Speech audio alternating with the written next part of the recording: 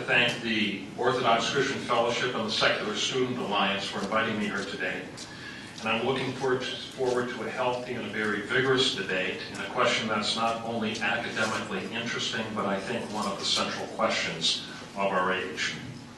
We live in what some people call a post-Christian or a postmodern society, an assessment that I think is generally true.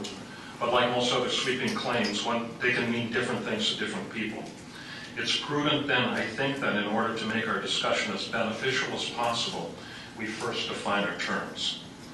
The question we are discussing this evening is, can there be morality without God? Now, of course, I argue no, there can't be. But before giving my reasons, let me rephrase the question more in line with which is what I think the fundamentalist atheist presupposition. Atheism, properly understood, allows for no objective existence of anything non-material, not made from matter. Philosophical materialism is the philosophical ground of atheism, a point that anyone familiar with more than the surface character of the atheist claims will recognize as true. As such, it should be noted that atheism is a relatively recent phenomenon, at least the variety we speak of this evening, and as I think anyone, as I said, with a basic familiarity with the question will confirm. And it is recent because philosophical materialism, some people call it scientific rationalism or naturalism, is itself a relatively recent phenomenon. I would argue, as a historian, that atheism cannot exist except in a Christian society. I would argue that. It's actually an outgrowth of our Christian heritage. So, in the interest of clarifying the question, let me ask it this way. Does atheism acknowledge the independent existence of the transcendent? Put aside the term God for the moment. Okay, right now it has too much surplus baggage, especially in the prevalent cultural debates. When we say God, let's talk right now in terms of transcendent, because the point I'm making is not a religious point, it's a philosophical point. And it's this. Does atheism even acknowledge the independent existence of the transcendent, or any being, or even principle apart from matter, apart from that which can be quantified using the tools of science? The answer, at least if the atheist is true to his premises, must be no. Just so you understand, I'm not making a moral judgment on that at all. Okay? It's not a moral judgment, so don't read that into my words. What I'm doing is trying to draw a philosophical distinction that I think is true. Now, does this mean that the atheist himself is immoral? Of course not. It doesn't mean that at all. There are plenty of moral atheists. It does mean, however, that the atheist, despite his embrace of moral principles and sometimes even his passionate defense of moral positions, and which even I, as a Christian, would say are the right positions, the atheist and I can be co-laborers on some issues if we both agree and decide that what we're fighting against is indeed an injustice. We can go to war together, even if he draws his principle from a different source than I do. Okay? So it's not saying that the atheist is immoral. Don't make that mistake. So, but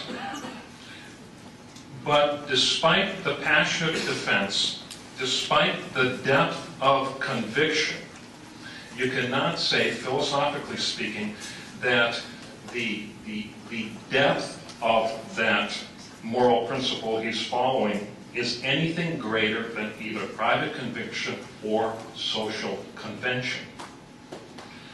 No transcendent reference, no authority beyond the atheist's own conviction, besides the rightness of some action over others, exists, philosophically.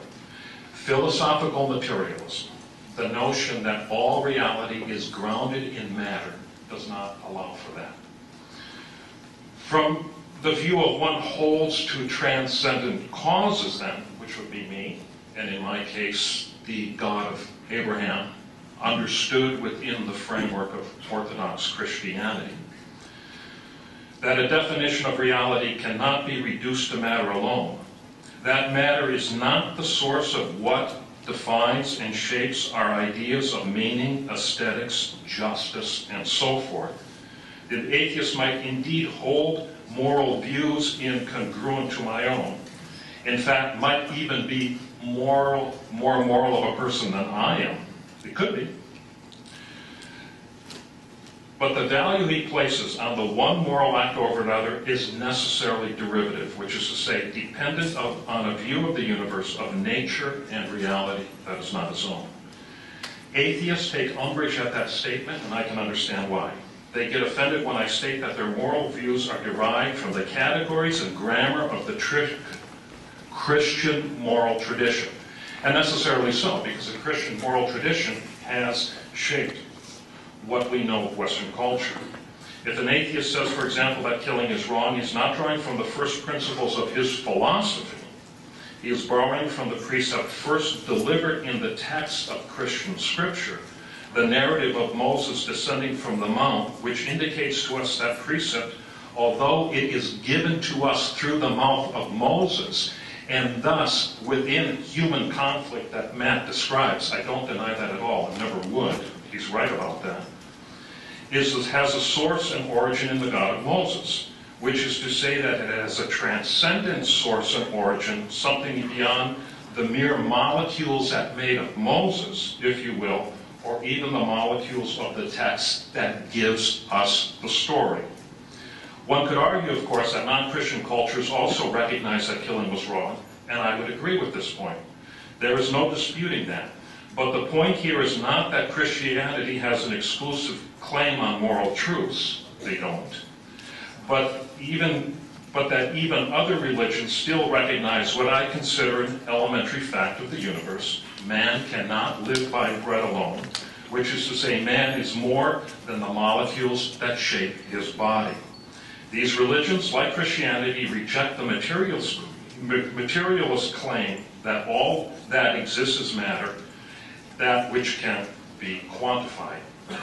One final point, and I don't know how to reconcile this with the atheist claim. I really don't, and I think this is one area of great divergence, is that I believe that truth is a category of existence, a transcendent category of existence, which is to say truth exists apart from any comprehension that I may have of it. Okay, follow me here. I believe that truth is a category of existence, a transcendent category of existence, which is to say that truth exists apart from my comprehension or understanding of it. I may think that I know the truth. Maybe I really even know what is true. But my belief in what is true does not bring that truth into being. In other words, truth exists independent of whether or not I believe in it, just as light exists independent of my ability to see it. True, if I am blind, I don't experience the light. It has no effect in me. But the light nevertheless exists. I'm not sure how the atheist can assert the existence of any enduring truth. The best he can do, I think, is assert that truth has a pragmatic character. And with that, I would agree. It just happens to be what most people believe, rightly or wrongly, and its effect is dependent not on any objective existence, but dependent on the depth of belief by what they believe is indeed the truth. The atheist is correct in this, of course. I won't deny that. I won't argue with that. But not completely, and that's my point, which is to say that the truth, and thus morality, can never escape a kind of continuous relativism in the atheist paradigm, imprisoned, that is, to the shifting winds of the day. Thank you.